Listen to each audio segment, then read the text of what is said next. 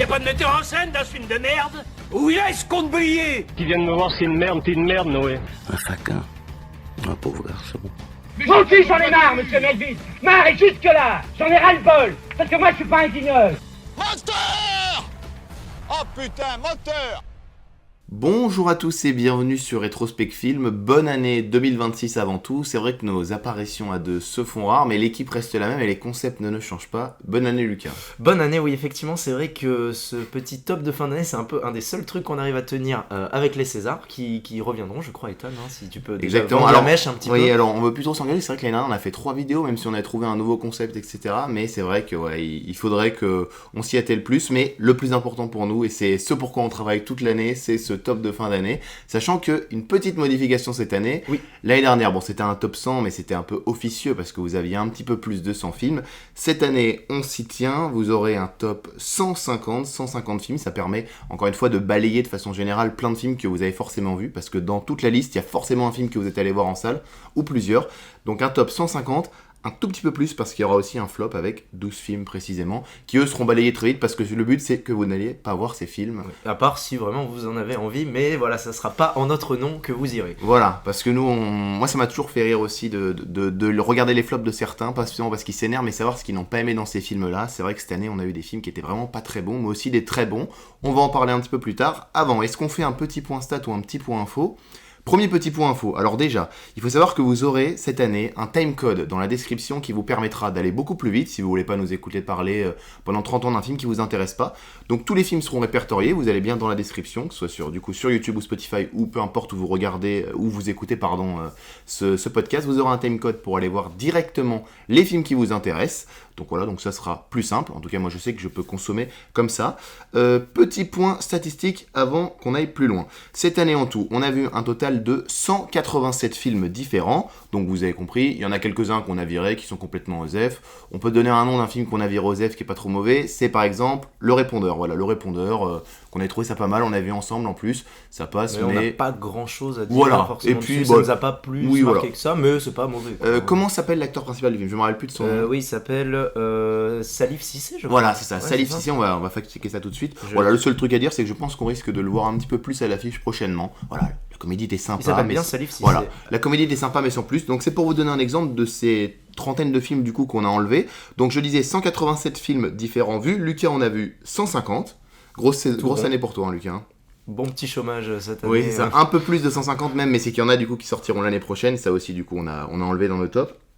Moi, j'en ai vu 121. Donc voilà, encore une fois. Et à retenir, ce classement est évidemment subjectif.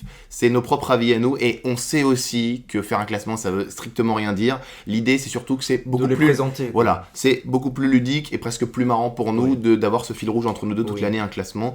Et puis voilà, moi aussi, je préfère les vidéos avec les classements. Même si sur les tops, vous voyez, il y en a de moins en moins. Les gens font surtout des tops groupés de films qu'ils préfèrent avant de faire des tops. Mais c'est quoi là ? C'est le côté vendeur et plus ludique. On préfère faire un classement. Bon, est-ce qu'on a fait le tour un petit peu des informations à donner, Lucas ? Oui, parce qu'on va rester, on va pas faire un bilan de l'année de manière générale. Non. Alors c'est vrai que rester sur le cinéma, mais je veux dire, on peut, je pense, au vu du programme, directement rentrer dans le vif du sujet. Oui, alors c'est vrai qu'il y a un autre point que j'ai mis dans les introductions sur mes petites notes que je viens de revoir.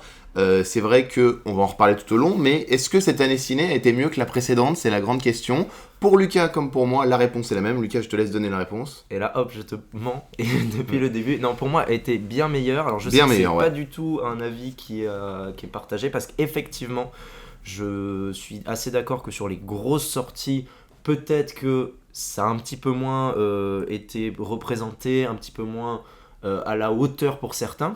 Par exemple par rapport à d'autres années, mais où moi les grosses sorties m'avaient un petit peu plus laissé en dehors, notamment au niveau du cinéma américain. Le cinéma américain, je sais qu'il a pu décevoir, et je sais qu'il y a beaucoup de gens qui sont très fans du cinéma américain. Donc effectivement, quand il est un poil en dessous, et ça se ressent en fait sur la qualité de l'année. Pour moi, je suis pas vraiment dans cette optique-là, donc j'ai été complètement satisfait de cette année. Plus que l'année dernière. Au niveau de 2023, je sais pas encore, parce que 2023 j'avais énormément aimé, si on parle en post-Covid, parce qu'avant Covid c'est un petit peu plus différent. Donc franchement, de mon côté, très bonne année.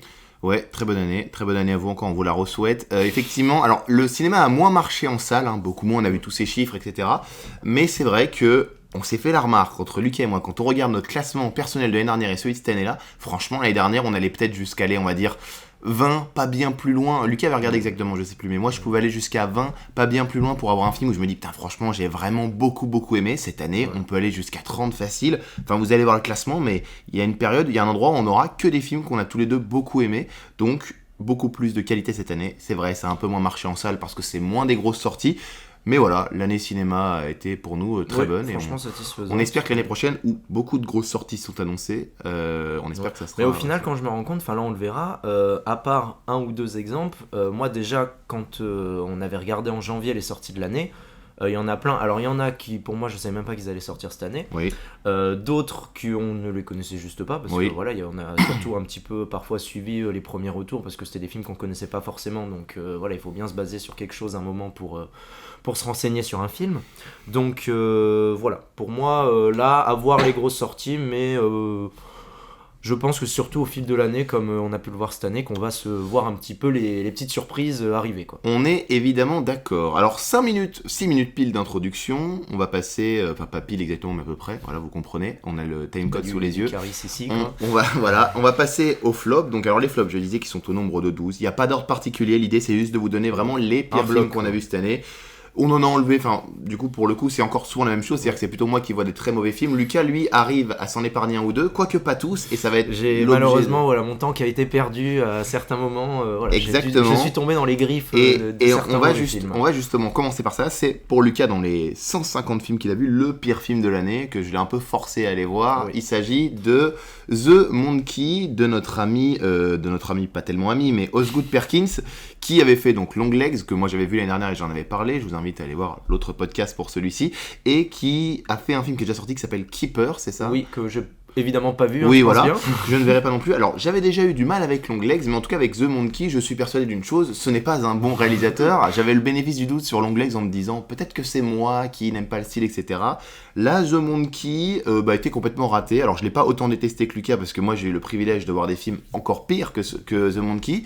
Mais c'est vrai que ouais, ce film, je l'ai pas du tout aimé. Une sorte de croisée entre un Destination Finale et un petit peu un truc horrifique, mais presque, comme j'ai envie de dire, goofy, avec un truc un peu comique. Mais pour moi, je rebondis, pour moi, c'est là où il y a le principal problème du film, c'est que ça fait jamais peur, ça fait jamais rire, donc j'ai envie de te dire, ça me fait quoi en fait ? Alors, jamais rire, moi j'avais une scène 2 qui m'ont fait rire, mais c'est vrai qu'on arrive vite à la fin des gags, quoi. C'est vraiment des gags très très gore, vraiment à la Destination Finale, hein, vraiment, mais un peu. Oui, mais pas.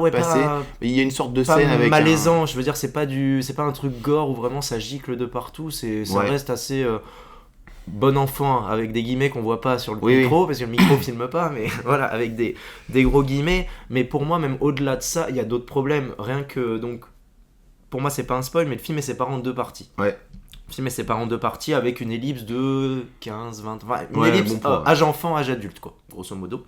Et en fait, pour moi, le problème, c'est que ça ne sert jamais, en fait, complètement le propos du film, puisque y a une sorte de répétitivité, un peu pour faire écho à la partie d'avant, dans la partie d'après, etc. Notamment avec une relation entre deux jumeaux, deux frères, je pense qu'ils sont jumeaux. Je sais plus si Tu viens de spoil complètement le film. Parce que, on va le biper.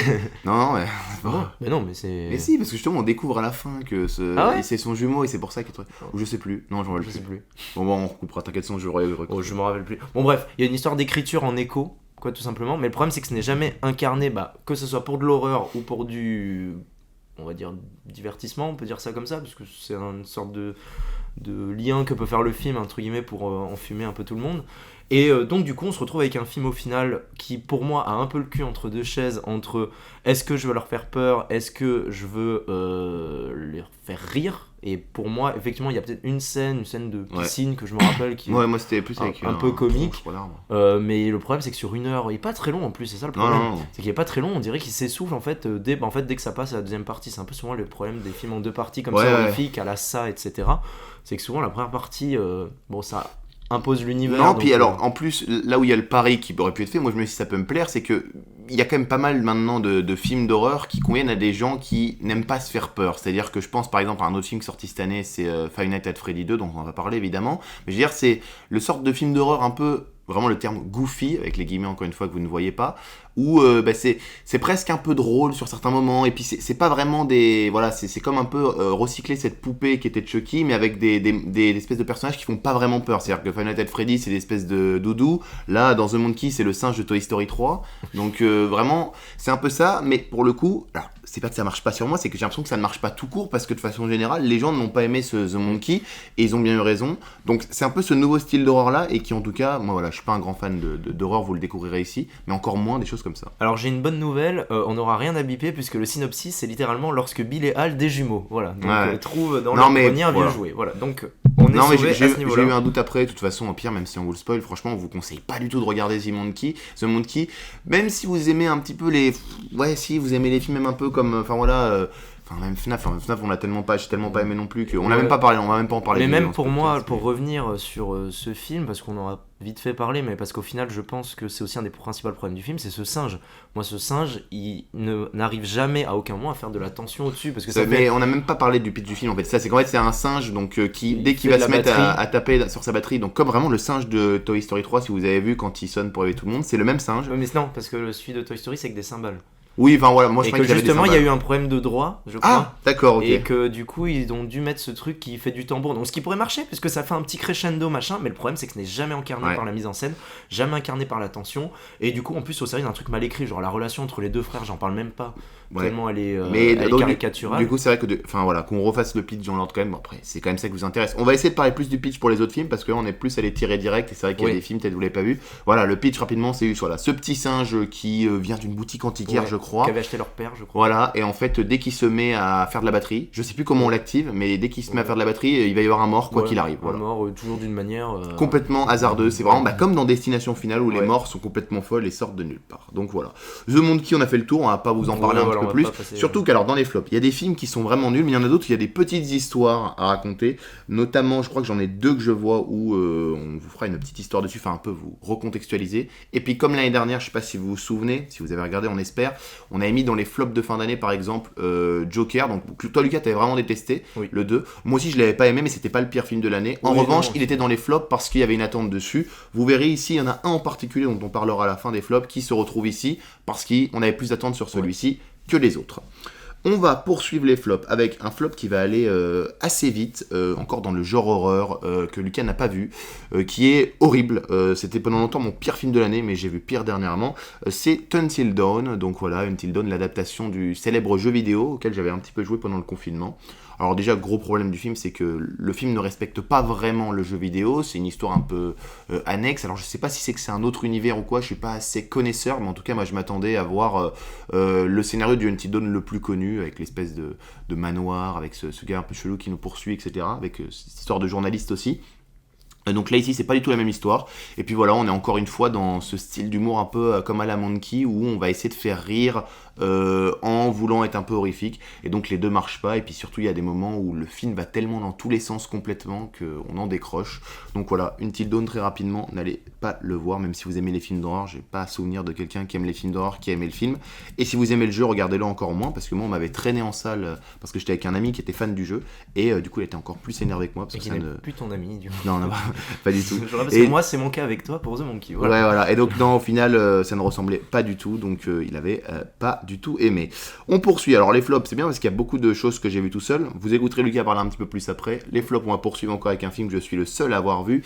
C'est Matérialiste de Céline Song, je crois, c'est ça, qui nous avait fait Past Live avant, que tu avais vu Past Live. Ouais, qui était pas trop mal, qui avait des problèmes mais que j'avais trouvé sympathique. Voilà, donc je pense qu'elle a souffert un petit peu de ce que beaucoup de choses, c'est-à-dire qu'elle a fait un premier film, alors c'était un peu indépendant, les acteurs étaient moins connus, c'était plus un petit film discrètement, puis il a tellement bien marché aux États-Unis derrière qu'un studio s'est emparé de oui, c'est sûr que par rapport au casting de celui-là. Ah oui, s'est emparé de Céline Song en lui donnant un casting, on peut pas dire, on dirait un casting comme XXL. On a Dakota Johnson qui devait se sauver après avoir fait le terrible Madame Web, qui du coup pour moi ne s'est pas du tout sauvé. On a Chris Evans et on a Pedro Pascal. Un film qui nous vend finalement une sorte de triangle amoureux qui n'en est pas du tout un finalement. Le film se passe pas dans... En tout cas, c'est pas ce qu'on attend quand on parle d'un triangle amoureux dans un film, comme ça pouvait être par exemple l'année dernière pour le film qui s'appelait Jamais Plus, la Eat and With Us, où ça pour le coup c'était vraiment un... Je parle parce que je vois pas trop de films triangle amoureux, mais alors... Enfin si, Two Lovers du coup on est un par exemple. Bah, il y a Challengers. Oui, Challenger, Pour le n'importe coup, quoi. c'est un Voilà. vrai triangle pour le coup. Alors voilà, donc ça n'a rien. C'est pas vraiment un. Bon, en tout cas, moi je l'ai pas perçu comme un triangle amoureux, c'était bien ça le problème aussi, c'est que c'était pas vraiment ce pour quoi on nous avait vendu, mais après on sait bien que sur le marketing américain veut nous vendre le film quoi qu'il, même en déplaçant vraiment le vrai sujet du film. Donc voilà, puis matérialiste aussi. Enfin, moi je serais curieux quand même d'avoir l'avis de. Je regardais sur les podcasts, je crois que j'avais eu pareil un petit peu, mais mesdames qui avaient regardé ce film, la vision qui est faite dans ce film du personnage féminin est quand même assez, moi je trouve vraiment très rétrograde et vraiment pas avantageux du tout. Et c'est vrai que moi, parfois il y a des films où on peut se dire la personne a une vision du couple, a une vision de la vie, etc. Et ça peut se regarder, ça peut se comprendre via le personnage et tout. Mais ici, c'est juste vraiment mis en mode, voilà, c'est fait grossièrement. Et je me dis, mais c'est une song qui a pas dû du tout avoir le dernier mot sur plein de choses. On est d'accord, moi j'ai pas vu le film, mais on est d'accord que le sujet, c'est en gros, elle doit choisir entre un gars qui a plein de. Enfin, en gros, il y a une sorte de crise un peu de couple. Dans sa vie et d'un côté il y a un mec un peu plus bobo bohème, en fait c'est ça, c'est-à-dire que je vous en parle mais je vous ai pas. Alors le pitch du film c'est que Dakota Johnson en fait est connue pour avoir un métier où en fait elle met en relation des hommes et des femmes ensemble, mais via un sorte de site de rencontre un peu révolutionnaire où vous rentrez des critères en fait, et c'est comme si ChatGPT vous sortait un profil type de la personne. Donc elle en fait elle va faire en sorte que des personnes qui ont les mêmes critères en tout cas se rencontrent, avec notamment des demandes féminines qui vont dire moi je cherche un homme comme ça, et en fait elle va les faire rencontrer. Elle va être connue pour avoir réussi je crois dans sa vie à faire 4 mariages, alors qu'en vrai la face cachée de l'iceberg c'est que elle a eu plein de problèmes, notamment il y a une qui est en plainte avec un gars, en fait elle a fait rencontrer un gars qui était dans les critères mais qui était un grand malade, qui avait agressé la fille, etc. Et donc du coup c'est un petit peu ça, montrer que voilà son job est une connerie et ça le montre de ce sens là. Et en fait, elle, sa propre histoire personnelle, c'est qu'elle a été pendant des années avec Chris Evans, donc le personnage de Chris Evans, sauf que ce mec est acteur, mais acteur raté, il n'arrive pas à avoir de l'argent les deux bouts. Du coup, elle l'a quitté parce qu'elle, elle rêve d'une vie de princesse qu'il peut pas lui offrir. Et elle va trouver en mariage, dans un mariage, je crois, d'une des personnes qu'elle a fait rencontrer, Pedro Pascal, qui lui est un mec blindé, hyper musclé et tout, et donc elle va vivre une petite aventure avec lui, puis elle va être tiraillée parce qu'elle va se dire ah ouais mais j'aime bien aussi mon Chris Evans avec qui j'ai été toute ma jeunesse mais qui n'a pas un rond. Et donc voilà, tout le film ça va être le questionnement de ça et tout, et on va un petit peu le résoudre de façon complètement farfelue. Enfin vraiment c'est... Moi le film m'a plus énervé qu'autre chose, je m'attendais vraiment à bien aimer vu le casting, et parce que je me dis ça peut être sympa, et puis la réalisatrice surtout, mais non, vraiment c'est complètement raté, c'est ridicule et c'est pas forcément une bonne image qui est véhiculée. Donc matérialiste, ne le regardez surtout pas. Ensuite, encore une fois, et j'ai toujours pas laissé la parole à Lucas. Si, on va lui donner la parole, Lucas, il va s'exprimer sur... sur les films dont tu parles, moi ça me dérange pas de pas parler. Non, un film qu'on a vu à Cannes ensemble, qui pour le coup était assez bien aimé par certains. Nous, on n'a pas aimé, c'est Bono. Alors comment c'est quoi le nom de son... C'est le documentaire sur le chanteur de U2, Bono. Enfin, c'est même pas un docu, c'est une sorte de... qu'on peut dire d'essai peut-être, un petit essai de sa personne. Moi j'aime vraiment bien U2, c'est pas mon groupe préféré, mais franchement c'est un groupe que j'aime bien. Voilà, après on peut penser ce qu'on veut du personnage de Bono, mais Bobo aussi, ça marche aussi pour le coup, ça marche très bien. Mais bon, moi je me trouvais ça, je me suis dit que ça peut être intéressant justement, parce que c'est ce genre de personnage un petit peu qui n'a pas forcément de tort à se mettre en avant. Je me dis bah pourquoi pas voir un truc. Alors le problème là déjà que j'ai senti, c'est que c'était fait par lui, donc déjà je me suis dit bon ça va plus être un truc aseptisé, voire mégalo, donc je me suis dit bon pourquoi pas, mais si ça me permet de voir quelque chose. Le problème c'est que de ce que je comprends, alors je me demande si c'était pas soit adapté d'un concert ou soit d'un truc qu'il avait fait, puisqu'on le voit sur scène à plusieurs moments. Le problème c'est que pour moi qui aime bien U2 mais qui n'est pas non plus plus au courant que ça, je trouve qu'en fait ça, à part par certains moments musicaux où on reconnaît une musique qu'on connaît, etc., ça ne nous intègre pas, ça ne nous inclut pas avec lui dans le procédé. En fait moi c'est un petit peu le principal problème que j'ai eu, c'est que j'ai quand même eu l'impression que c'était Bono qui faisait un film pour lui, pour s'écouter lui, avec un réalisateur qui a un très beau noir et blanc. Alors pour le coup, le noir et blanc est très joli. C'est un bon réalisateur, celui qui avait fait l'assassinat de... Ouais, mais je crois qu'il avait fait Blonde, qui apparemment était horrible. Ah ouais. Donc, l'assassinat de Jesse James est connu quand même, mais d'un très bon film, mais qui est connu pour être plastiquement, parce que même Blonde, je crois, où les gens n'avaient pas trop aimé sur, je crois, la représentation justement qui a été faite du personnage féminin. C'était avec, comment elle s'appelle, Anna de Armas, je crois. Et donc du coup, c'est plastiquement, on va dire, intéressant, mais alors c'est vrai que du coup, pour moi, c'est au service de pas grand-chose d'intéressant si on n'est pas plus que ça concerné par le personnage de Bono, ou en tout cas par ce qu'il nous véhicule. C'est-à-dire, voilà, comme j'ai pu le dire, moi je l'aime bien, mais j'ai envie de dire, ce qu'il m'a raconté m'a pas... Puis c'est long, je crois. Ouais, voilà, par exemple, j'ai vu d'autres documentaires sur d'autres artistes ou d'autres biopics sur des artistes où le regard m'a un petit peu plus tanné, on en parlera plus tard, enfin notamment pour un, puisque l'autre je crois il sort que l'année prochaine, mais voilà, donc pour le coup j'ai rien de négatif de particulièrement à dire, si ce n'est que pour moi c'était un truc assez nombriliste qui se regardait vachement, et qui surtout ne m'a pas forcément intégré à aucun moment dans ce procédé, et que j'avais plus l'impression de regarder Bono qui se regardait dans le retour de la caméra que voilà. Mais après je sais que ça plaît, plastiquement je peux pas dire que c'est moche, Ah non, c'est sûr. il y a une proposition même avec l'intégration des chansons etc, c'est juste que pour moi ouais, ça m'a pas embarqué avec lui. C'est ça, parce que voilà, le film est un peu fait de cette façon-là, où c'est un peu comme si Bono parlait à un public comme un one-man show, et en fait, on va voilà, un peu suivre sa vie comme ça, avec des chansons ou autres. Mais ouais, j'ai le même avis que toi, j'ai été laissé un peu rien en dehors, de mais... négatif, Non, de véhément à dire dessus. C'est pas, voilà, c'est pas un mauvais film comme comme celui qu'on a parlé juste après, par exemple, et comme ceux dont on a parlé avant, mais voilà, franchement, Ouais, Bono, pas pour nous quoi. Non, pas pour nous, mais voilà, vous pouvez le regarder sur Apple TV si vous aimez bien Bono, mais encore une fois, je pense que vous l'aimez ou que vous l'aimiez pas, voilà, moi qui aime bien mais qui ai aucune connaissance de YouTube, j'ai pas l'impression d'avoir appris des trucs de fou. Mais je pense que c'est pas, ouais, ça n'a pas une volonté Non. éducative, je pense que ça a plus une volonté philosophique, artistique. Voilà. C'est comme mais, s'il faisait une séance de psy à laquelle on était conviés, voilà, mais tout en se bonifiant lui-même. Quoi, mais vu voilà. que voilà, le personnage de Bono est assez particulier sur ce un peu me, myself and I, que du coup, moi j'avais un peu ça en tête pendant le truc et que ça m'a pas. Toute sympathie que j'ai pour lui, hein, c'est pas. Pour le coup, c'est quand même quelqu'un que j'apprécie bien, mais c'est sûr que l'entendre parler, c'est pas vraiment ce qui m'intéresse Oui, le parce plus. qu'il est pas spécialement passionnant non plus quand il parle, il a pas cette force de conteur. Bah en fait, ça me rappelle un peu tous ces comment on peut dire, ces discours un petit peu lissés quoi qu'il peut avoir, donc pour le coup ça fait vachement un peu déconnecté quoi, donc effectivement c'est pas ce que j'ai préféré, mais c'est pas horrible du tout. Donc voilà, Bono était ici, enfin dans ce classement. Bah il était à Cannes. Oui, dans c'est la vrai qu'on séance, l'a vu à Cannes, par on l'a contre. vu, ça c'est une bonne chose. Bah d'ailleurs pareil, tiens, transition toute faite. Un autre film à Cannes, on a pu voir une personne assez importante, on est content de l'avoir vu et pourtant le film était très mauvais. Séance de minuit, alors ça faut en parler aussi, des séances de minuit à Cannes cette année. On tous, l'a les vu, films, tous les films de minuit, on les a vus les 4. Donc il y en a un autre dont on va parler dans le classement qui est très bas, que j'ai vu moi tout seul, mais sinon j'ai vu également, donc en séance de minuit vous aviez donc un film dont on parlera plus tard. Celui-ci qui est là, on avait The Son of the Neon Night, je crois, qui du coup n'a pas de date de sortie mais qui aurait été dans les flops parce qu'on n'a pas du tout aimé. Et il y avait Exit 8 que moi j'ai pas du tout aimé non plus, même si je pense que de tous ça doit être objectivement le meilleur, justement encore ce genre horrifique m'a pas du tout plu, un peu à la sorte de jeu vidéo, enfin bref, on l'a enlevé de ce classement. Donc ici il s'agit de Dalloway de Ian Goslan, Lucas Goslan ou Goslan on dit, je sais plus. Je sais plus, mais en tout cas voilà. Oui, Moi j'aimerais juste te rectifier, c'est-à-dire dit on l'a vu, oui non, pas moi. Lucas ne l'a pas vu, c'est vrai. Heureusement, mais t'as échappé à une horreur, hein, parce que franchement t'étais malade. Donc... Ouais, Lucas a succombé à une crise de foie à ce moment-là, comblé à une insolation, donc malheureusement il a dû rentrer. Exactement, donc il a donc pas vu à la séance de minuit. Il a raté, à minuit il était au lit quoi. Ouais voilà, moi je l'ai regardé, donc bon, on est content avec les amis, on a pu voir au moins Mylène Farmer, on l'a vu de nos yeux, donc on était content parce que oui, Mylène Farmer fait la voix de Dalloway dans ce film. Alors Dalloway c'est quoi, si vous ne l'avez pas vu, mais je ne vous conseille surtout pas de le regarder. Dalloway c'est une intelligence artificielle, un peu le Alexa, le Google Maison, comme on dit, Google Home ou Alexa, de notre amie Cécile de France, qui d'ailleurs joue très très mal dans ce film.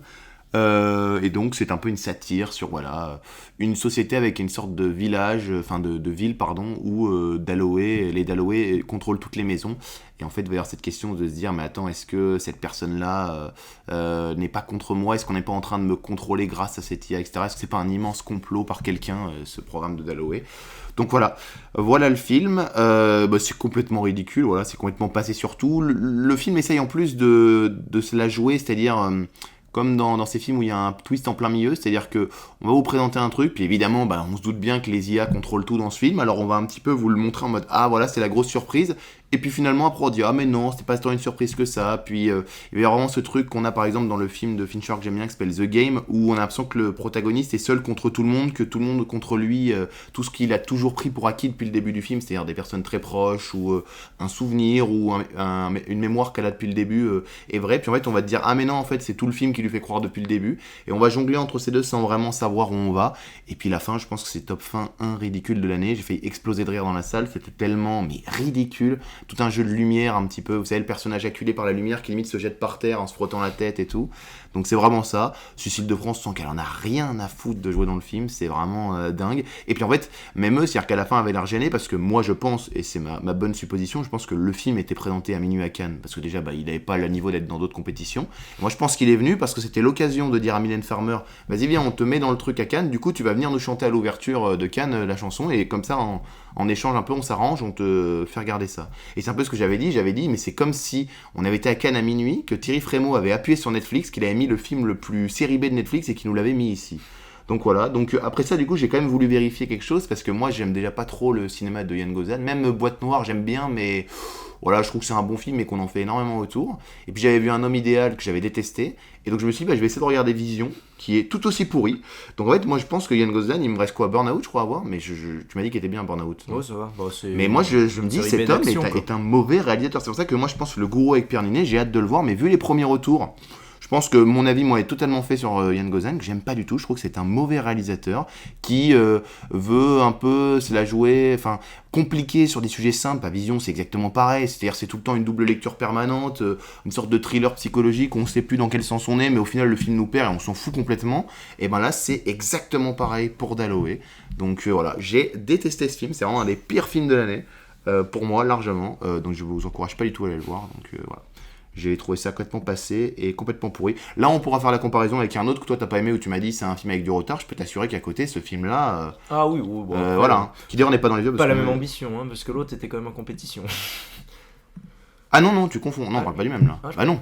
Bah on peut parler, il sera plus tard dans le top, mais Chien Saint-Quentin était pas en compétition avec Cannes et tout. Alpha, moi.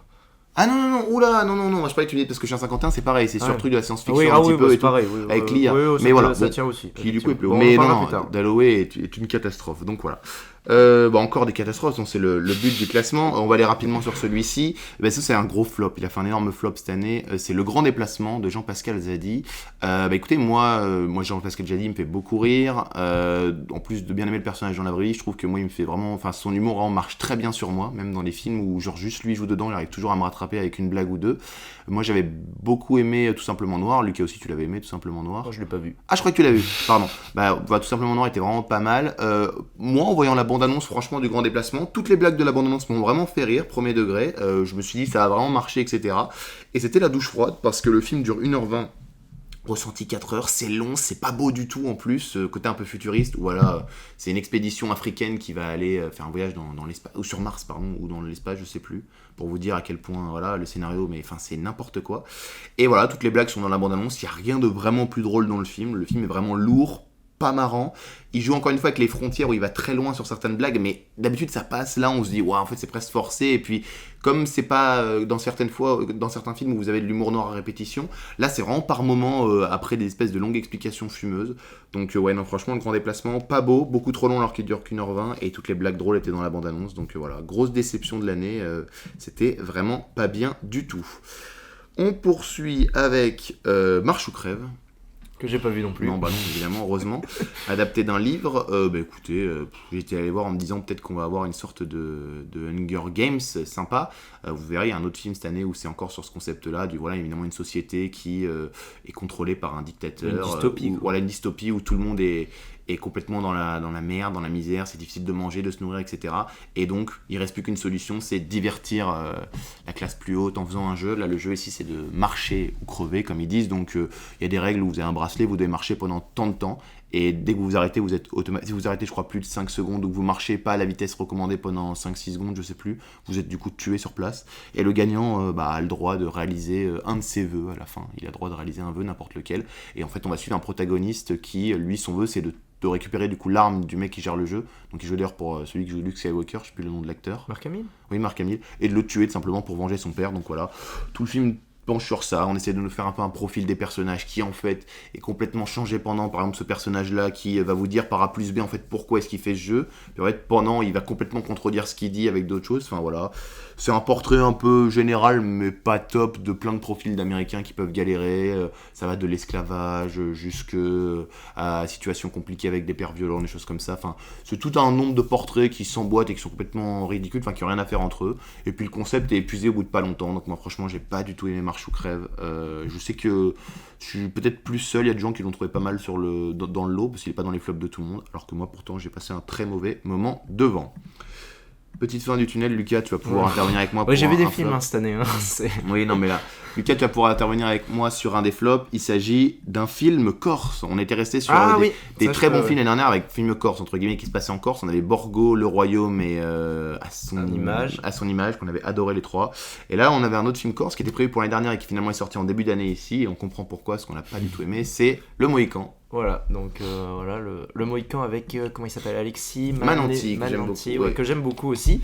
Donc qui est, alors en fait le film, pour le raconter, parce que comme ça on fait un petit résumé au début, donc de souvenirs, parce qu'en plus on l'a vu en début d'année, pour moi c'est un berger qui un jour, en fait on vient emmerder son troupeau grosso modo. On veut lui racheter son parce que truc. En Corse, faut savoir que donc du coup c'est un truc, c'est que entre guillemets la mafia corse rachète toutes les fermes ou les élevages, etc., qui sont placés en bord de côte, c'est-à-dire avec les plus belles vues, etc., pour les acheter pour eux. Ouais. Et lui, il est un des derniers à avoir le sien. Des Mohicans, finalement. Bah oui, voilà, exactement. À avoir son troupeau de famille, etc., et il refuse de leur vendre. Voilà. Et donc ça va déraper sur un malentendu. Quelqu'un va être tué, on va dire ça c'est au tout début, et en fait ça va être une course-poursuite. Voilà. Grosso modo, c'est une course-poursuite où il va devenir une sorte de symbole aussi petit à petit, voilà, on va dire de résistance. Voilà. Ok. Donc ça, on va dire, c'est l'idée de base, je suis en mode, pourquoi pas, genre ça peut être intéressant de voir, c'est un peu vu et revu, mais j'ai envie de dire, aller dans l'environnement corse, ça peut amener de nouvelles points de vue, nouvelles problématiques, ok. Maintenant, moi, le problème énorme que j'ai avec ce film, enfin j'en ai deux, alors j'ai un problème qui n'est pas vraiment un problème, c'est pas leur faute, c'est que je pense qu'il y a un manque cruel de moyens. Donc je suis en mode, bon, ça peut, il y a des films qui ont été faits avec 4 € et qui tiennent la route. Là, le problème c'est que il essaye de nous créer de la tension. Le problème c'est que soit ça se passe hors champ, notamment la scène clé du début se passe complètement hors champ, donc tu comprends à peine ce qui se passe. Tu vois un mec sortir en courant. Ouais, tu vois un mec qui sort en courant. Moi je pensais que, je sais pas, il y avait une tourista ou un truc comme ça. Ouais, ou qu'il y avait enfin bref. Ensuite, les scènes d'action, parce que du coup c'est de la course-poursuite, donc c'est censé aller vite, quoi, c'est censé être carburé. Notamment le climax. Notamment au climax, effectivement, censé carburer. Le problème c'est qu'on ne sent jamais cette intensité, parce que soit c'est un montage alterné, en mode on voit l'assaillant, on voit le mec qui court, mais le problème c'est que c'est tellement cuté que ça ralentit complètement le rythme là où ça devrait l'accélérer. Ouais. Et surtout la manière dont c'est filmé, dont il remplit son cadre, ça rend les courses ridicules. Ouais. Donc ça, voilà. L'autre qui le rattrape en marchant. Ouais, on dirait vraiment les films avec le Terminator dans les années 80, sauf que le Terminator ça avait un sens narratif, qu'il y en a un qui soit lent et l'autre qui aille vite.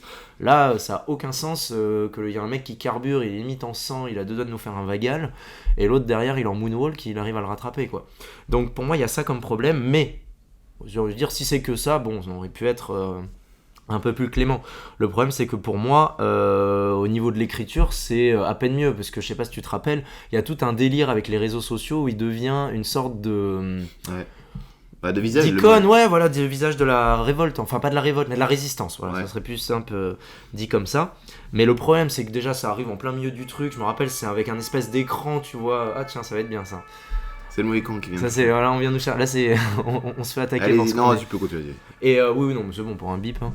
Et donc du coup, ça arrive en plein milieu du film, et en plus je me rappelle comment c'est filmé, genre ça filme le fil d'actu en mode d'un coup, donc tu comprends qu'il y a un enjeu mais qui arrive vraiment de nulle part, parce que dans toute la première partie du film c'est pas du tout abordé, bon, ce qui est logique, mais du coup ça met une place sur les réseaux sociaux qui n'est pas traitée, parce que normalement quand tu vas mettre ces réseaux sociaux comme un élément, on va dire, important de ton récit, au moins tu l'intègres au début de ton film sans que ça ait forcément de rapport avec ce qui se passe. Mais là le problème c'est qu'on voit que le personnage est complètement déconnecté, et d'un coup ça devient limite l'élément central qui devient un icône et tout, alors qu'au début tu le vois juste seul dans sa ferme, mais pas forcément comme un enjeu qui soit complètement à l'écart.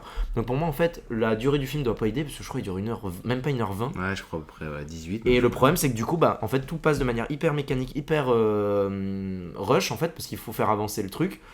Et le problème, moi, c'est que tu en ressors et tu te dis, j'ai pas vu un truc forcément bien écrit, j'ai pas vu un truc forcément bien incarné, j'ai pas forcément vu un truc bien mis en scène. Donc, j'ai Et envie c'est de vrai dire, qu'est-ce moi- que j'ai vu quoi. Moi, jusqu'à la toute dernière partie, je trouvais pas bien, mais j'avais envie d'excuser au film qu'on sentait Oui, le manque cruel pareil, de budget. ouais. Puis après, j'ai vu la fin, j'ai dit non, mais en fait, c'est juste que même la réalisation, Je pense même qu'ils sans savent pas où budget, ils vont quoi. Ouais. tu sais pas où tu vas parce que vraiment la course poursuite finale, le climax, je dis ah quand Ouais. même, faut pas, enfin c'est quand même Ouais, niveau, non, c'est quand même dérangeant quoi. Ouais, non. Donc voilà, après j'ai pas envie de taper dessus parce que je pense que c'est un film qui. Enfin, j'ai envie de taper dessus, si, enfin, j'ai envie de dire que c'est pas bien. Oui, J'ai mais pas envie de dire que autant c'est des pas un gros- truc qui m'a énervé, c'est que j'étais en mode ouais, bah je crois que là malheureusement il y a un manque de. Il y a un manque de budget, il y a un manque de moyens, il y a un manque de savoir Oui, voilà. rafistoler le Oui, truc. Donc, bah, de bon, toute façon, voilà, donc j'ai envie c'est- de dire, je pense que c'est un film qui doit être à moitié malade, donc voilà, j'ai pas envie non plus de l'enterrer. non, ne tapons pas sur Ouais, cette j'ai pas envie de ambulance. Voilà. mitrailler l'ambulante. Alors que lui, par contre, le prochain va pouvoir mitrailler. Enfin, je vais pouvoir mitrailler. Évidemment, un des plus gros succès de l'année. Pourtant, c'est une horreur. C'est Minecraft, le fameux film Minecraft. Voilà, un autre que j'ai pas vu. Oui, voilà. Alors, moi, pour le coup, je regrette pas du tout de l'avoir vu parce que je l'ai vu avec du coup 2 amis qui aiment bien le jeu vidéo, etc. Et c'est vrai que l'ambiance dans les salles, alors, les pauvres gens qui travaillaient ici, qui ont dû ramasser toutes les scènes, on a vu où les popcorns ont été balancés, etc. Parce que je sais pas si t'avais suivi sur les réseaux sociaux, mais au sein de Minecraft, il y avait une scène, ceux qui ont vu le film comprendront, ou même elle était populaire partout, où t'as je crois un petit zombie sur un poulet et il crie tout fort Chicken Jockey, et à ce moment-là, en fait, tout le monde balance son popcorn dans la d'accord. salle, etc. Et donc les gens prenaient des Et même grosses en France, popcorn. ouais, c'est pas un truc En aux France, c'est ça. États-Unis, ouais. Alors moi, je l'ai vu vraiment au début de sortie, je l'avais vu notamment au Hall, où moi j'étais juste dans le truc où c'était le bordel pour l'instant, c'est-à-dire que les gens en fait se levaient et faisaient les paroles. Par exemple, quand il dit je suis Steve, Ouais. I am Steve, tout le monde Ouais, se j'ai levait, vu que c'était notamment un le mème, gars à ça. côté de moi se levait et tout le monde faisait en boucle I am et Steve. Ou quand ça applaudissait, ou quand c'était des Minecraft, les gens se levaient. Vraiment comme tu vois un gros Marvel et tout Ouais. qui passait à une période. Mais là vraiment en mode bordel, parce que tout le monde savait que on venait pour la connerie. Je pense que personne dans la salle s'attendait à un très bon film. Donc il y avait nous trois, puis il y avait un groupe, je crois, d'au moins 15 mecs derrière et tout. Donc moi, l'ambiance m'a sauvé ma séance et m'a vraiment fait rire parce que le film est immonde visuellement, il développe des personnages de la première partie qui n'ont aucun intérêt dans tout le film. Sinon, vous l'avez vu dans tous les flops, donc ce que je vais vous dire, c'est ce que tout le monde a dit, parce que moi, je comprends pas certains qui sauvent même un aspect visuel parce que visuellement c'est immonde et vu le prix du film c'est vraiment pas beau quoi. C'est à dire que on m'a dit quoi, on m'a dit ouais certains blocs et tout ou des cubes ou des choses comme ça sont bien faits. Bah je dis j'espère bien que des cubes sont bien faits dans Minecraft, mais vraiment enfin c'est vraiment trouver des non, des petits détails à la pince à non mais épiler, vraiment là. le film est vraiment très moche, tout est sur un fond vert dégueulasse, les enjeux sont pourris. Jack Black du coup doit porter le film, en fait il doit faire son humour à lui tout seul, mais c'est vrai que déjà quand moi il me fait pas trop rire tout seul dans le film ça marche pas, et je crois que même ceux qui aiment bien son humour généralement ont pas été fans de son one man constant dans le film et ça roule libre. Et puis voilà, enfin niveau personnage rien à voir, scénario complètement pourri, visuellement aussi, mais le film a marché parce que c'est ça, des fois il y a des phénomènes où les gens s'emparent du film, donc tout le monde savait que c'était une daube, mais tout le monde s'est emparé du film en participant avec ce bordel malheureusement pendant les séances que je déplore les popcorns lancés. Moi j'avais pas eu ça et c'était déjà très bien, donc il n'y avait pas eu besoin de lancer les popcorns visiblement. J'avais les gens qui chantaient en même temps, etc. Donc bon on passait sur la séance, mais objectivement ce que je dis, ce film là je pense que je l'avais vu chez moi tout seul. Déjà je sais pas pourquoi j'aurais fait ça parce que je suis pas spécialement fan du jeu vidéo, mais c'était vraiment peut-être le pire de l'année parce que, enfin pas le pire parce qu'il y en a un qui est hors compétition, on va en parler après, je pense que c'est même un des pires films que j'ai eu de ma vie que j'ai vu cette année après ça, mais sinon oui Minecraft vraiment sans la salle aurait été vraiment pas bon du tout, et je sais pas si je verrai le 2 qui sortira, peut-être que j'irai avec mes amis encore pour repasser un bon moment et qu'on rigole, parce que j'ai aussi la carte abonnement, faut pas déconner, je vais pas payer 20 balles pour aller voir ça, mais donc voilà, donc non Minecraft pas bon du tout, mais vous le savez. On va poursuivre avec, alors où est-ce qu'on peut aller ? Il nous en reste 3, dont un seul que Lucas a vu, mais j'avais envie de terminer par celui-ci. Oui, vas-y, fais tes daubes. Donc on va partir sur un film qui a beaucoup fait parler cette année, malgré lui, alors que le but c'était qu'on ne parle pas beaucoup de ce film. Il s'agit de Papa Mobile. Alors oui, j'ai vu Papa Mobile pour la science, notamment pour pouvoir vous en parler ici. Ça aurait même mérité une chronique à part entière, ce truc, parce que c'est tellement lunaire ce qui s'est passé autour. Donc Papa Mobile, pour resituer, c'est un film de Sylvain Estibal, donc qui n'est pas un mauvais réalisateur, parce qu'il a fait, c'était un documentaire, je sais plus quoi, qui s'appelait Le Cochon de Gaza, qui avait été récompensé au César, qui est reconnu par la critique comme un très bon film. Donc Sylvain Estibal, qui en plus est un bon réalisateur, avait envie de faire un film assez ambitieux sur une histoire de pape et de mafia, voilà, et de cartel mexicain, pour être plus clair.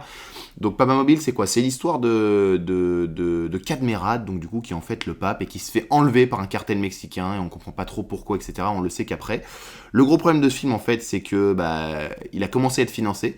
Et les producteurs et tous se sont rendus compte en le faisant, comme ça peut arriver, que le film n'allait pas du tout marcher, qu'il y avait un gros souci, que ça allait pas aller, etc. Donc, ils ont mis fin au financement d'un coup. C'est-à-dire que du coup, il avait plein de scènes ambitieuses qu'il n'a pas pu faire. Par exemple, il y a une scène, un endroit où il doit tourner dans un sous-marin. Et en fait, ça coûte tellement cher qu'ils ont essayé de trouver une parade, mais genre c'est Cadmerat qui tourne sur, tu peins un fond bleu et tu le poses sur un mur et il est dessus et en fait ils font des jeux de lumière et tout pour croire qu'il est dans un sous-marin. Mais enfin tu sais, comment dire, en mode c'est une scène un peu chantée je crois, où c'est, du coup ils disent on va la jouer quitte jusqu'au bout et voilà, au lieu de jouer le sous-marin il l'a joué comme ça la scène. Donc voilà, le film a perdu ses financements d'un coup et a dû quand même se faire. Mais en fait, le gros souci, c'est que, et c'est d'ailleurs ce qu'on voit quand on voit le film, c'est que je ne vois pas comment on peut vendre un truc comme ça, parce que même le résumé, le film, ça serait compliqué. C'est un film qui est à la fois drôle, mais qui veut aussi être trash sur l'église, et qui veut aussi être un peu impressionnant en jouer sur un truc de cartel, etc. Enfin, vous voyez que l'ensemble, tout ensemble, c'est un gros truc what the fuck. Donc, avec 2 millions de budget déjà sur ça, etc., ils ont voulu limiter les pertes, donc ils ont fait une sortie technique qui a fait beaucoup parler, parce que les gens se sont dit mais attendez, comment se fait que 2 millions d'argent public, ça va en sortie technique. Je crois qu'il y avait 5 salles qui le passaient en France et tout, donc ça a fait un petit buzz qui a fait qu'ils se sont mis à le repasser à Paris dans certaines salles, notamment le Luminor Hôtel de Ville je crois, qui d'ailleurs est menacé de fermeture, donc j'étais allé, c'était super. Et de pouvoir soutenir ce cinéma.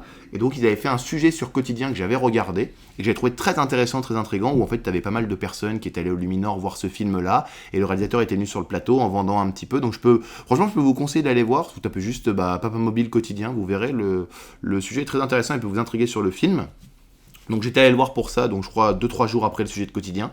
Donc qui d'ailleurs me laisse penser que peut-être que Quotidien avait prévenu qu'ils allaient venir, parce que moi il y avait vraiment personne quand je suis allé le voir, alors qu'ils vous vendaient vraiment le sujet en mode c'est le petit phénomène, les gens viennent parce qu'ils savent qu'ils passent que ici. Moi je suis allé le voir un week-end en soir, on était 3 dans la salle, donc j'abuse en plus. Ce qui représente non, je confonds avec un autre film. Non, on était une vingtaine dans la salle, et justement des gens en parlaient en disant qu'ils revenaient le voir, et que quelqu'un avait dit en vrai ça a quand même fait un petit coup de boost, on était content parce qu'en plus il y avait je crois l'agent ou un des producteurs, enfin quelqu'un qui avait bossé dessus, qui connaissait le réalisateur, qui du coup m'avait dit que ils étaient contents de la façon dont avait été montré le film sur Quotidien, parce que c'était ni du misérabilisme, ni la façon de se moquer du mec, c'était un peu des deux, on le laissait un peu parler, et lui arrivait vraiment très bien à vendre son film. C'est là on voit qu'en fait Sylvain Estival a vraiment du métier, etc.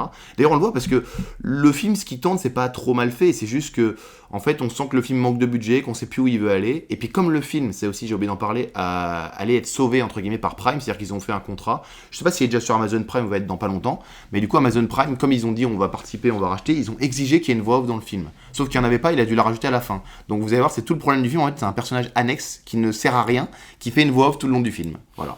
Donc ça a été rajouté parce que c'était une demande d'eux, et donc du coup ça vous nique complètement encore plus le truc, et on sent que c'est un truc qui a été malmené de partout pour que le projet puisse aller au bout. Et donc voilà, c'était une petite histoire marrante de l'année où on a pu parler, mais effectivement j'ai vu le film. Vous pouvez le voir pour pour la curiosité comme moi je l'ai eu, mais vraiment le film est pas bon, enfin parce que pour tous ces problèmes là, mais c'est pas un film sur lequel j'ai envie de taper comme d'autres, juste il est pas bon parce qu'effectivement il est raté, il a été abandonné, et c'était compliqué d'aller au bout de ce film. Donc voilà, Papa Mobile, qu'on a vu en exclusivité pour vous sur Retrospect Film, que vous n'avez pas dû voir dans beaucoup de flops de fin d'année, parce que pas grand monde l'a vu. Je crois 500 entrées au final, je dois être dans les 500, un truc comme ça, même moi, je sais plus. C'est difficile de trouver les chiffres exacts de ce truc, pourtant les chercher. Donc voilà, Papa Mobile. Ensuite... Bon, on va redonner la parole à Lucas, et ensuite je parlerai vite fait du pire film de l'année, et même un des pires films que j'ai vu de la vie. Je ne me rappelle même pas de ce que ça va être, alors que j'ai vu la liste. Mais alors là, donc Lucas, c'est à toi et c'est à moi pour parler d'un film que moi j'appelle La Déception, si c'est celui auquel je pense. La grosse déception, exactement. Ouais, il nous reste donc plus que ça, deux voilà, flops. pour moi c'est pas un mauvais film, mais c'est moi ma si, déception. c'est un film raté quand même. Hein. Un film raté, mais pas un Complètement mauvais raté film. même. Hein. Pour un mauvais film, c'est pas ça. Oui. Donc le film c'est The Shroud, alias Les Linceuls, qui était en compétition à Cannes l'année dernière. Ouais, exactement. Que moi j'ai déjà vu il y a un an et demi, hein, parce Ouais. que moi je l'avais vu Quand il j'avais passait- pas vu à Cannes, j'avais vu après, Oui. en UGC, quand il passait 1 ou 2 semaines après la fin Ouais. du festival, il repassait quelques films, j'avais vu au Canada aussi à ce moment-là. Et donc ça date de mai 2024 que j'ai vu ce film. Donc Les Linceuls, moi faut savoir, j'aime vraiment beaucoup le travail de Cronenberg. C'est un des réalisateurs, je crois que j'ai vu le plus de films, on va dire, de différents autres ceux que... Ton préféré c'est lequel par exemple? Moi je pense mon préféré ça va se jouer entre je crois qu'il s'appelle soit Faux Semblant, soit History of Violence, ou La Mouche. ou alors La Mouche, ouais. Ok. Ça va se jouer entre les trois, qui sont très différents. Notamment History of Violence qui change un petit peu, mais ouais, sinon... Mais je crois que c'est Faux Semblant, j'aimerais... Parce que j'avais le titre anglais en tête. C'est ça, je crois. C'est ça. Hein. Ouais. Donc, j'y allais. Alors, j'avais pas vu autant de Cronenberg à ce moment-là. que j'ai rattrapé un petit peu après. Oui, c'est bien Faux Semblant. J'avais pas vu autant de Cronenberg à ce moment-là, donc j'étais pas forcément au fait de ces thématiques, mais je savais qu'il avait souvent une thématique proche du corps, de l'altération du corps, que ce soit la dégradation, l'évolution, etc.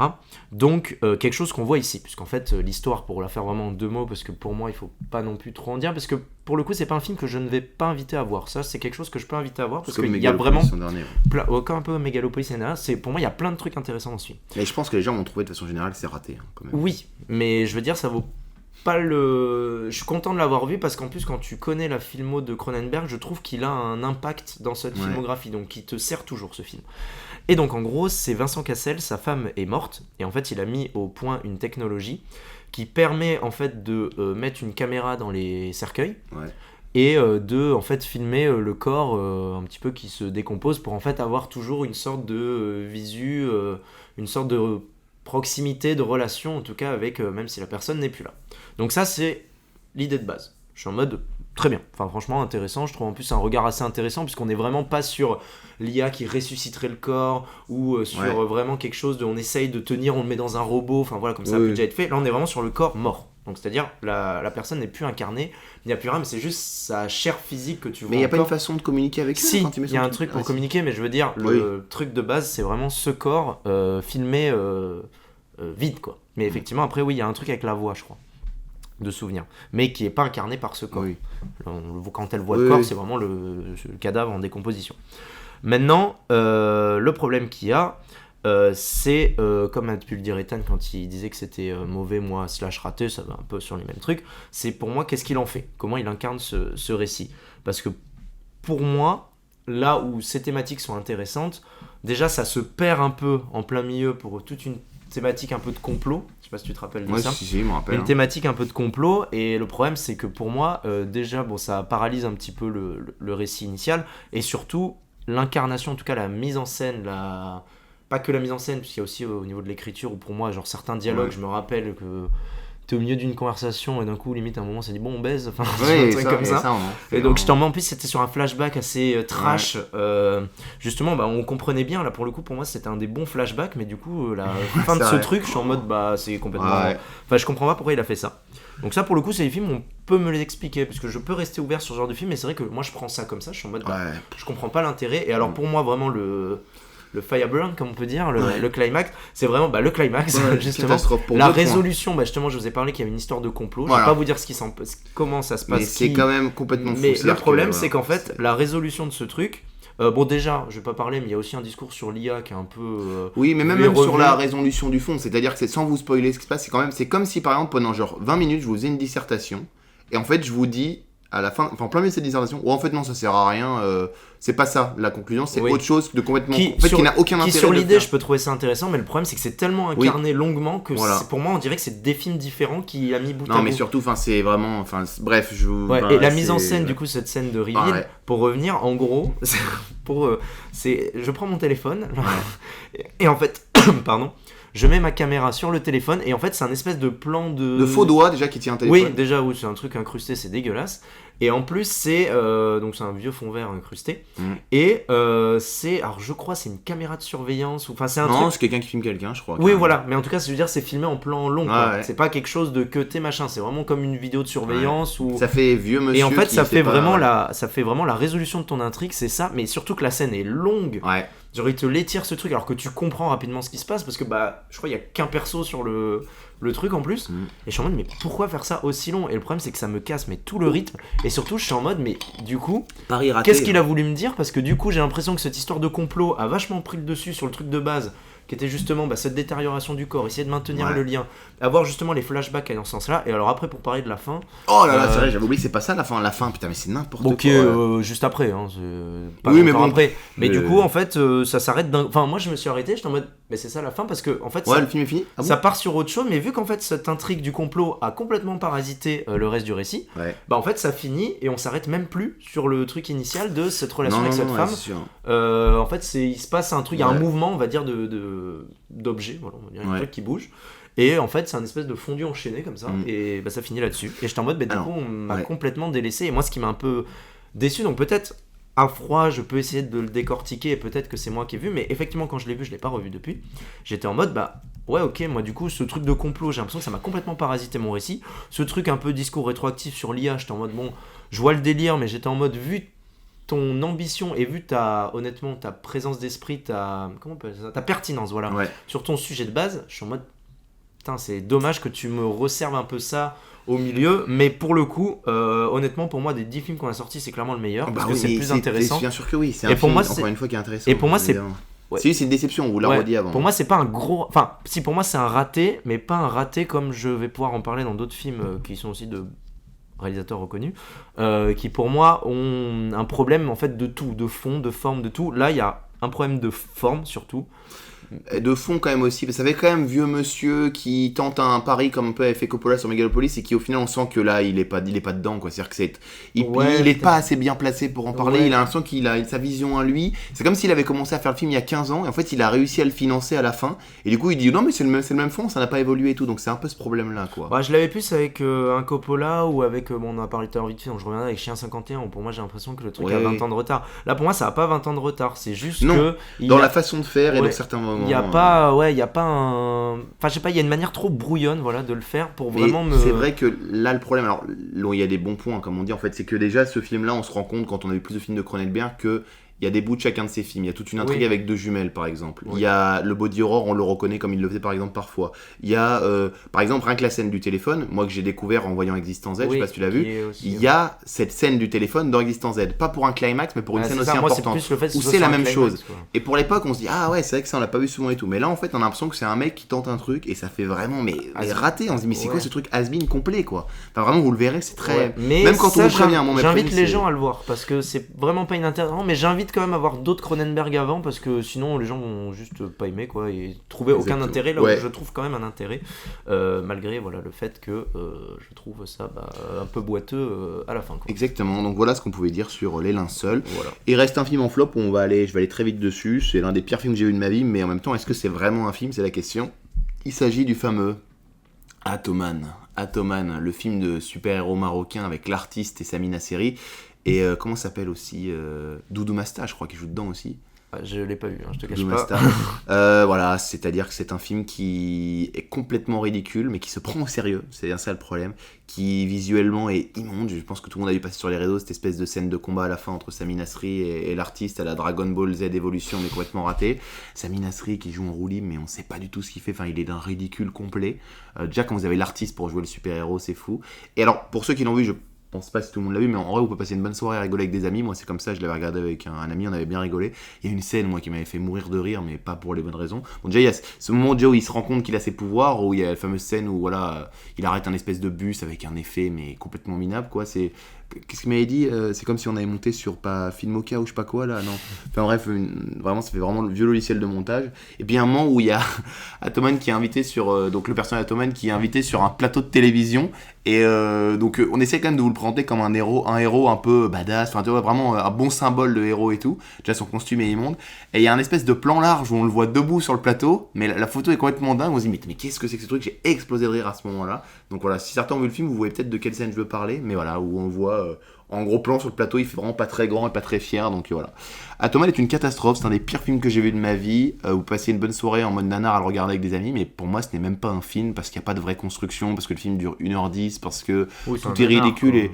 Oui, mais le film sera pour un nanar, voilà. C'est un nanar. Un nanar, parce que un nanar, les nanars, c'est des films qui se prennent au sérieux. Alors oui. C'est pas un navet, c'est un nanar, j'ai dit. Oui, mais les nanars. Alors, Hitman le Cobra, c'est un nanar, ça se prend au sérieux. Oui, mais par exemple, on va parler d'un autre film plus tard là-bas qui pour moi est un nanar, mais tu vois, il y a des bons nanars, c'est-à-dire qu'il y a des trucs où en mode ils savent à peu près quand même qu'ils en sont un, tu vois. Genre, il y a un film dont on va parler qui est un peu plus loin, où pour moi, c'est comme j'avais même mis ça comme review sur Letterboxd, c'est un nanar comme on en fait de moins en moins, c'est-à-dire qu'il ça va à peu près là, t'as l'impression que le film n'est pas conscience d'en être un, et du coup, c'est ça qui pour moi, c'est ça un vrai nanar. Ah ouais, genre pour moi, le nanar des nanars, c'est Hitman le Cobra, le truc se prend au sérieux, mais tout le long. Ouais, mais écoute, non mais enfin voilà. Alors c'est un nanar, alors complètement comme ça, mais ouais, mais en vraiment pas bon quoi. Donc voilà. Voilà, après presque une petite heure d'enregistrement, c'est déjà la fin de nos flops. Enfin déjà à la fin, on a quand même même parlé de pas mal de films. On va sûrement vous sortir cet épisode-là un tout petit peu avant, puis avec quelques jours de décalage, vous aurez ensuite notre top du 150 au 100e film, avec 50 films, qui encore une fois sont des films qu'on n'a pas trop aimés, même si vous verrez, il y en a quelques-uns où les avis seront un peu plus Partagé. partagés, exactement. À la semaine prochaine sur Retrospect Film, ou à dans quelques jours, pardon, plutôt. Effectivement.